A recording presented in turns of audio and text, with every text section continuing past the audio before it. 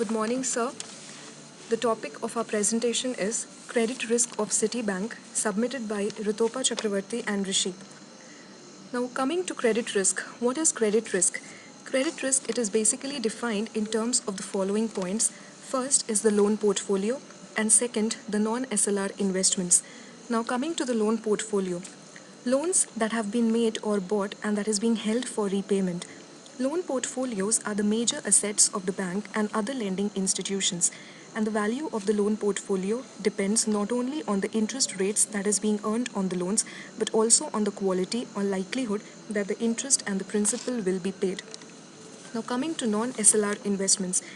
Besides giving loans to businesses and individuals, the central bank has also allowed the banks to invest in various capital market instruments such as the stocks and bonds that is being issued by the public and private sector companies, and also the commercial papers in addition to mutual fund schemes. And unlike the SLR investments, there is no compulsion on these banks to invest in these kinds of non-SLR investments. Basically, these investments are entirely guided by the commercial considerations, and many such investments are in accordance with the prescribed guidelines. SLR investments are basically the risk-free investments since these are issued by the government. However, the non-SLR investments, the central bank attaches certain risk weights on these types of investments depending upon the type of industry. Now, coming to Citibank's exposure to credit risk. The credit risk, it basically occurred due to the hedging errors in the fourth quarter of 2008. Hedging loss, it mainly arose due to the use of Financial Accounting Standard Board's FAS 159 rule on fair value accounting, which forced the hedging instrument CDS, which is the credit default swap, to be marked to market while the loans were valued on accrual basis. The result was that although the company it was economically hedged, but mismatch occurred in the profit and loss account. As a result, there was approximately $900 million loss due to the hedging risk in a single quarter. Also, the loss from the assets, it reached to $11 million. Now, impact on Citibank. When the Citibank credit risk came into the market, the news it spread like anything, and the market investors did not hold a good view about Citibank, and they did not want to invest in the company that incurred such huge losses.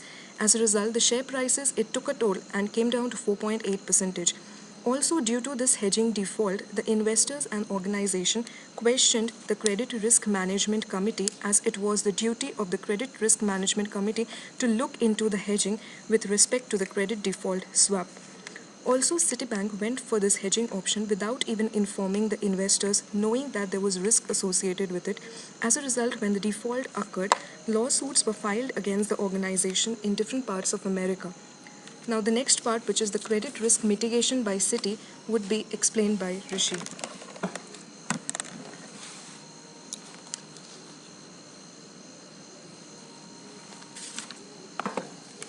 Thanks, Rituba.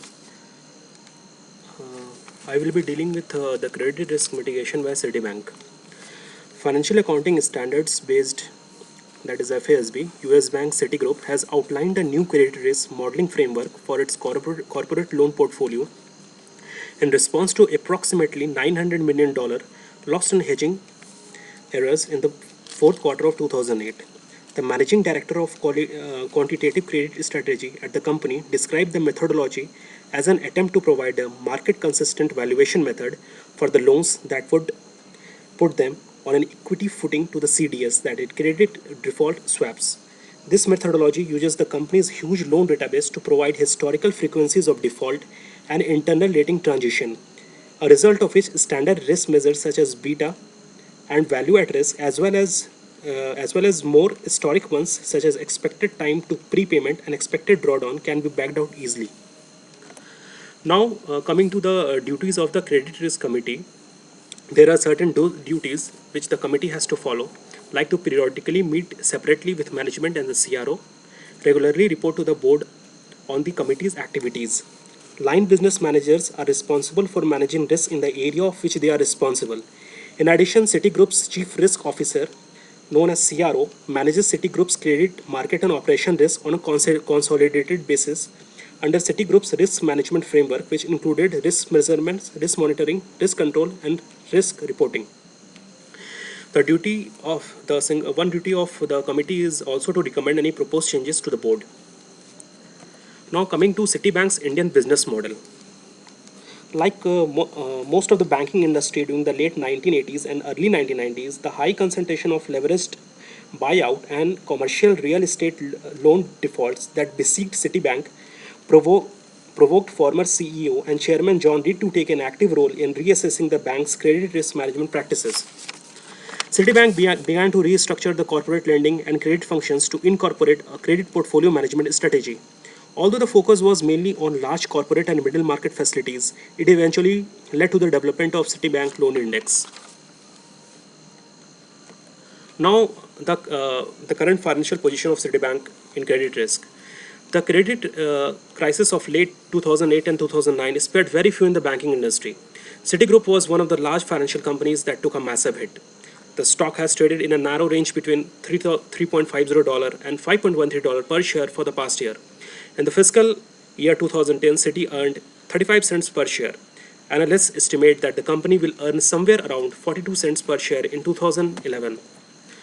The company took a lot of heat for its $1.1 trillion in off-balance sheet assets during the credit crisis. Thanks to the United States government and its taxpayers, Citigroup was able to receive a guarantee for quite a bit of that money. The company appears to be taking fewer chances now, as one would hope after such a massive failure.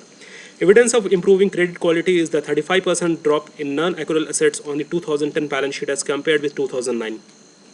Earnings power appears to be rising at Citi, but it is definitely doing so at a tempered pace. In the last 5 years, Citi has averaged trading at 12.4 times its earning amount. Now, the conclusion. What can we derive from these things is that Citibank has restructured the corporate lending and credit functions. Loans are bought or sold based on performance objectives, and loans that did not meet the performance objectives were transferred. But now, last but not the least, in the words said by Ratan Tata, that do not believe in taking right decisions, but take the decision and then make them right. With this, I end my presentation. Thanks, everyone.